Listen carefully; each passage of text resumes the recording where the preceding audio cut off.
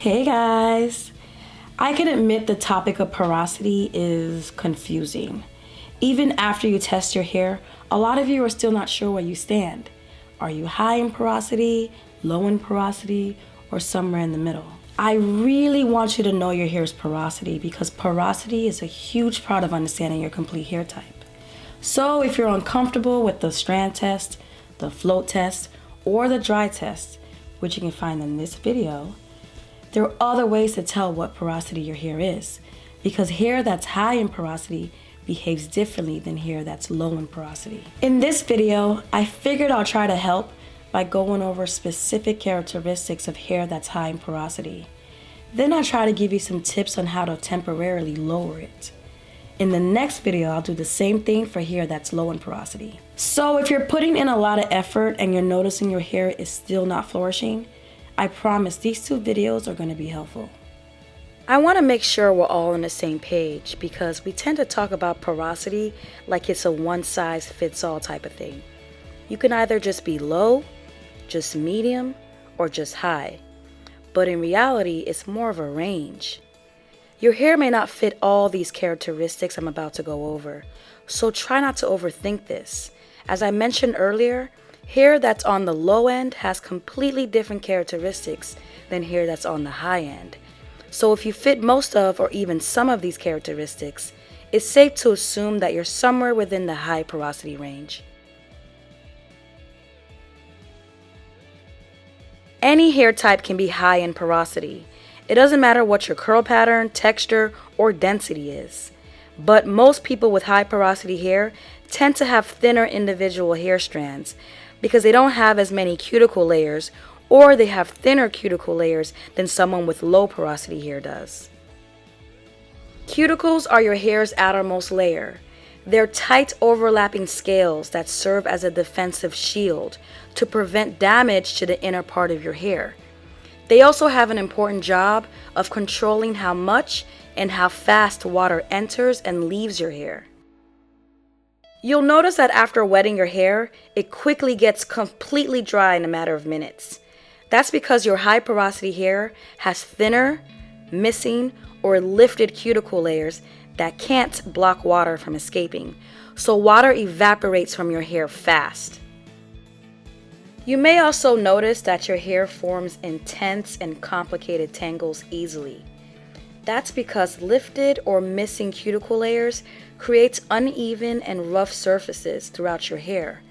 So rather than smoothly gliding past each other, your hair strands easily latch onto each other to create tangles. The potential for tangles are even higher if your hair is kinky or tightly curly. So if length retention is your goal, it's best to keep your hair stretched at all times. This is especially important for naturals with high porosity hair. Here's a link to a video that goes in deeper to show you why stretching your hair is so important for length retention. It also has a lot of visuals, so I hope it's helpful. By now, you already know high porosity hair is pretty fragile, so you'll probably also notice that your hair breaks easily when tension is applied. So when you're braiding or twisting your hair, it's especially important for those with high porosity to use a light hand. It's also possible for hair that's low in porosity to become high in porosity from extended use of chemical treatments, heat, or harsh handling. So if this describes you, it's safe to assume that your hair is high in porosity. Here's a quick overview of some pros and cons with high porosity hair. It's easier to stretch, so twist outs and braid outs are easier to achieve. Products like conditioners and treatments penetrate your loose cuticles easily, so there's no need for you to use extra heat from hooded dryers or steamers. Wearing a shower cap for 30 minutes will be more than enough. In fact, over time, the overuse of indirect heat from dryers and steamers can further increase your hair's porosity. So if you have to use them, try not to use them too much or too hot. As I mentioned earlier, hair that's high in porosity dries out quicker, tangles, and breaks easier than hair that's low in porosity. So overall, create a healthy hair regimen that keeps your hair strong and has a consistent moisturizing schedule.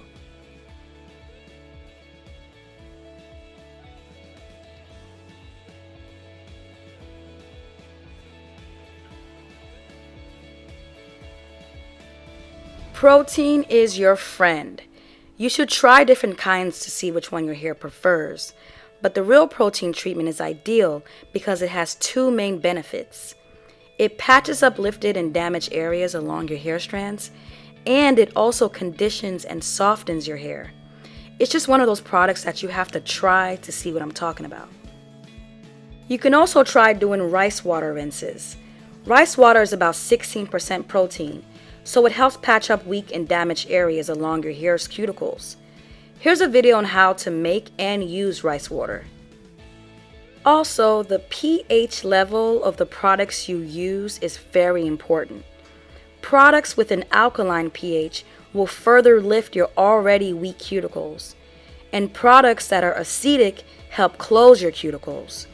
So using a spritz that's acidic and an apple cider vinegar rinse after washing and conditioning your hair is especially beneficial for you in helping to relax your cuticles. Here's a 2-part series on the science of pH balance in hair care. High porosity hair is not the type of hair where you can just wet it and go. Adding a layer of a butter and or an oil works great at creating a layer that will help your hair hold on to its moisture for a longer time. Here's a link to a video where I show you how to do the LOC and LCO methods based on your hair's porosity. Also, it's optional because it takes some work, but did you know that your natural sebum is a great hair product?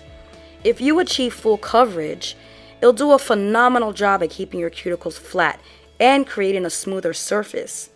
Here are links to 2 videos, one where I tried to achieve full coverage for the first time and failed miserably, and one that goes over the science of sebum. Just so you know, it took some trial and error, but I figured out how to achieve full sebum coverage. I'll post a video soon. All these options are temporary solutions because damaged or lifted cuticles is more permanent. The best you can do is to create a healthy hair regimen that consistently reinforces your weak cuticles. Let me know below if I missed anything. I'll be online for the next few hours to answer questions. As always, thanks for watching. See you in the next video.